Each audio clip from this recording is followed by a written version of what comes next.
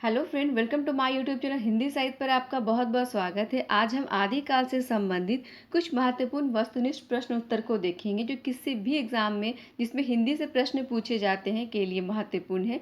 इसके पहले के वीडियो में आप वैदिक काल द्विवेदी युग से संबंधित कुछ महत्वपूर्ण वस्तुनिष्ठ प्रश्न उत्तर को भी देख सकते हैं। तो चलिए स्टार्ट करती हूँ आज का हमारा वीडियो आदिकाल से संबंधित कुछ महत्वपूर्ण प्रश्न उत्तर। यहाँ से स्टार्ट होता हमारा पहला प्रश्न है कि प्राकृत प्रथम के नाम से कौन सी भाषा जानी जाती है। तो प्राकृत प्रथम के नाम से पाली भाषा जानी जाती है।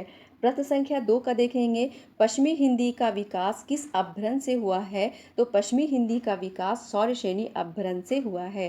प्रश्न संख्या 3 का देखेंगे, मेरठ, दिल्ली, सहारनपुर आदि क्षेत्रों में बोली जाने वाली वह बोली कौन सी है जो कौरवी नाम से भी जानी जाती है। वह है खड़ी बोली। प्रश्न संख्या 4 का देखेंगे, हिंदी भाषा का प्रारंभ कब से माना जाता है। तो हिंदी भाषा का प्रारंभ या आरंभ 1000 ईस्वी से माना जाता है। प्रश्न संख्या 5 का देखेंगे, हिंदी साहित्य के इतिहास लेखन की परंपरा का सूत्रपात किसने किया था। तो हिंदी साहित्य के इतिहास लेखन की परंपरा का सूत्रपात गारसा दत्त आसी ने किया था। प्रश्न संख्या 6 का देखेंगे, प्रत्येक देश का साहित्य वहाँ की जनता का चित्रवृत्ति का संचित प्रतिबिंब होता है। यह कथन किसका है। तो यह कथन है रामचंद्र शुक्ल का। प्रश्न संख्या 7 का देखेंगे, शुक्ल जी ने आधुनिक काल का नाम क्या रखा। तो शुक्ल जी ने आधुनिक काल का नाम गध काल रखा। प्रश्न संख्या 8 का देखेंगे, पूर्व मध्य काल के लिए शुक्ल जी ने क्या नाम दिया। तो पूर्व मध्य काल के लिए शुक्ल जी ने भक्ति काल का नाम दिया। प्रश्न संख्या 9 का देखेंगे, आदि काल को संधि काल का नाम किसने दिया। तो आदि काल को संधि काल का नाम राम कुमार वर्मा ने दिया। प्रश्न संख्या 10 का देखेंगे, बीसल देव रासो का काव्य रूप क्या है। तो बीसल देव रासो का काव्य रूप है मुक्तक काव्य। प्रश्न संख्या 11 का देखेंगे, खुमान रासो का प्रमाणिक प्रति कहाँ संग्रहित की गई है।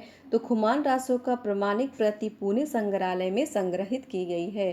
प्रश्न संख्या 12 का देखेंगे, कौन सा रासो ग्रंथ केवल सूचना रूप में उपलब्ध है, उसका कोई पुस्तकार रूप आज तक अनुपलब्ध है। वह है हमीर रासो।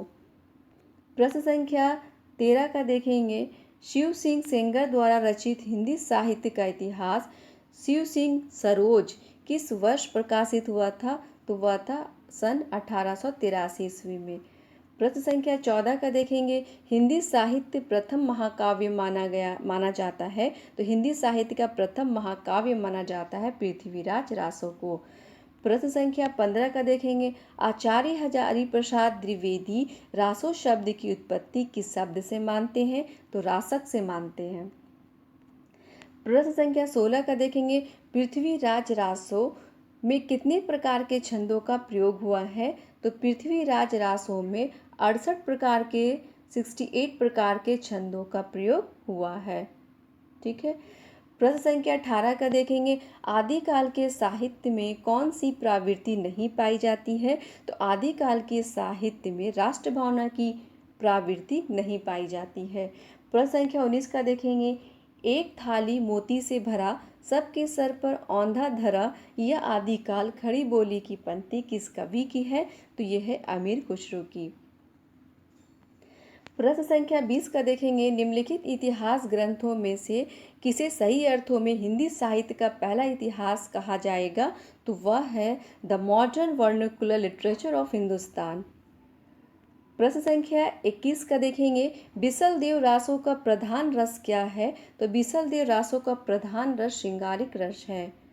प्रश्न संख्या 22 का, निम्नलिखित में से राजस्थानी हिंदी में कौन सी बोली नहीं है। तो राजस्थानी हिंदी में बुंदेलखंडी बोली नहीं है। प्रश्न संख्या 23 का देखेंगे, आदिकाल का अधिकतम साहित्य किस प्रांत से प्राप्त हुआ है। तो आदिकाल का अधिकतम साहित्य राजस्थान से प्राप्त हुआ है। प्रश्न संख्या 24 का, सिद्धों का संबंध किससे है। तो सिद्धों का संबंध बौद्ध मत से है। प्रश्न संख्या 24 देखेंगे, डिंगल शैली का प्रयोग किसमें मिलता है। तो डिंगल शैली का प्रयोग रासो साहित्य में मिलता है। आई होप कि आपको ये हमारा वीडियो पसंद आया होगा। पसंद है तो लाइक एंड सब्सक्राइब ज़रूर करें।